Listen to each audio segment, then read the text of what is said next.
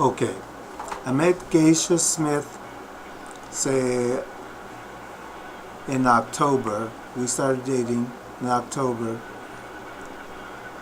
and by the end of November, it was over.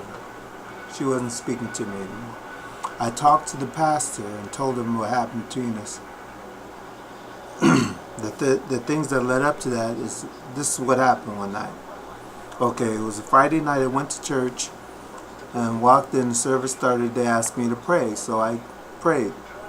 And as was standing after I prayed, Sister Moore says, "Well, if you don't come out of your sin, you're gonna die and go to hell."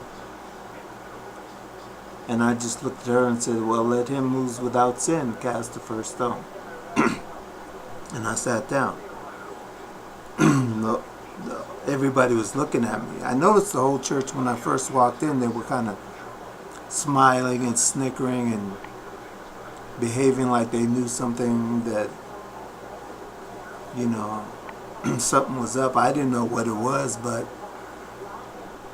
the pastor announced that he was going to have somebody speak, so he called Mother Myers up. Mother Myers just spontaneously said, "Well, you need to stop all this gossiping and backbiting, all this busybody in other men's matters." She says, "God doesn't like it and it needs to end." Well, the pastor immediately ran to the pulpit, got on the mic, says, "I'm not gossiping and backbiting." The man practically admitted it. Now, I don't know what he was talking about. Well, it was clear then he was talking about me. And I knew pretty much what he was getting at. So I called Geisha. I went out of church, I called Geisha and asked her, "Well, who did you tell that the whole church knows about us?" She said, "I didn't tell anybody except my mom." And when she said she told her mom, we knew exactly who had been informing the pastor on what's going on. And that's Sister Moore, because her mother was good friends with Sister Moore. So anyway, I told her that the church, the people at the church act like they've lost their mind. I said, "But if this continues, I'm going to have to talk to the pastor." And it continued. Now, that was a Friday night. And Saturday, I said, "I have to talk to the pastor because these people are behaving unseemly." So I decided, okay, I'm going to talk to the pastor. So I came to the church. There was a Christmas play that they were organizing and going to start rehearsals for. So when I arrived at church, I seen one of the ladies that I knew to be a lady that would keep confidence about what I had to say to her. If I was going to tell anybody, then you could tell her. She wasn't going to blab it all over. I didn't know what to do, if I should talk to the pastor or not, but it was obvious the whole church knew what was going on,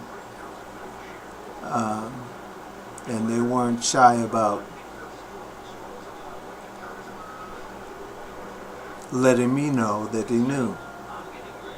So I decided to talk to Mabel, and I told her what was going on between me and Geisha, that we had been dating and things had been going pretty good, and that she loved me and I loved her, and blah blah blah. Everything was fine. I told her also that she had started behaving differently towards me. And I didn't understand why she wasn't speaking to me. She stopped speaking to me. just days before all this started going on. And anyway, I explained all this stuff to Mabel. And as I was talking to her, the pastor's wife came. Now, I didn't want to talk to the pastor's wife, our mentor. But here she comes. What is all this? What is all this? And I just told her nothing. And I walked away. And as I was walking away, she said, well, why are you here? What did you come here for? And I could have told her I was there for the rehearsal or for whatever was going on at church, but I told her, well, I was going to talk to the pastor. Well, she said, go ahead and talk to him. He's inside there. Just go talk to him. So I went in and talked to the pastor and told him about Geisha and I. It was obvious he already knew. I mean, he'd already said what he said over the pulpit. The whole church knew. And I explained to him that we cared about each other, that we loved each other, and we got along good, and things were going well. And he, said that, I'm happy for you. He says, you have to talk to her mother. She's very devoted to her mother. You have to express to her the same thing that you expressed to me. And, go on. He said, don't bring any shame on the church. Well, so much for that. Well, anyway, so after that happened, I called Geisha and told her what the pastor said. Well, we were both she was relieved that he wasn't putting her on blast. But the next day, his wife must have got it in his ear or something, because he called her before the church and he made a big show, and it was awful. It was awful what they did to Geisha.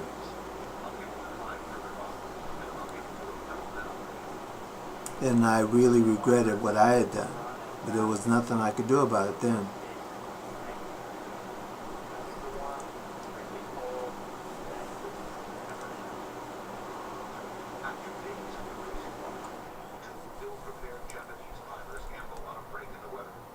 What I realized later is the reason why they felt that they could say the things that they could say to me and behave the way they behaved is because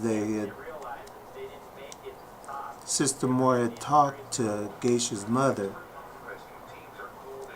and Geisha's mother didn't approve of the relationship, or she didn't approve of us being intimate with each other. I guess she didn't care if we were friends, but when we started having sex, and she was dead set against it, and she wanted the relationship to end.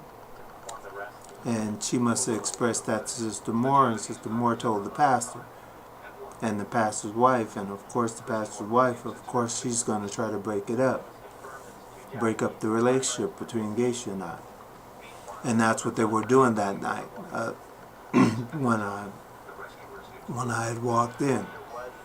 That's partly why they asked me to pray. They were kind of putting me on the spot. So the word got out.